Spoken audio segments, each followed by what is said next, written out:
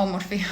Κουκλίτσα. Όσο αρχίζει και στεγνώνει σαν μάσκαρα, δηλαδή τη χρησιμοποιώ μέρα με τη μέρα, είναι λίγο καλύτερη, αλλά νιώθω ότι όσο δουλεύει στη βλεφαρίδα τόσο την ξεσταχιάζει, οπότε εντάξει, δεν πεθαίνω.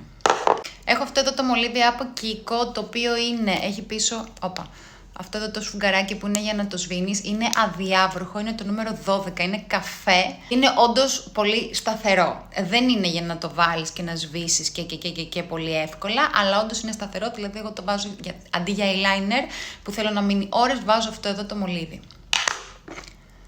Αυτό εδώ της NYX, το οποίο είναι Tinted Brow Mascara, έχει καταργηθεί νομίζω τώρα, σας το έχω ξαναδείξει σε παλιό βίντεο, μου αρέσει πολύ, το χρησιμοποιώ ακόμα μέχρι να τελειώσει.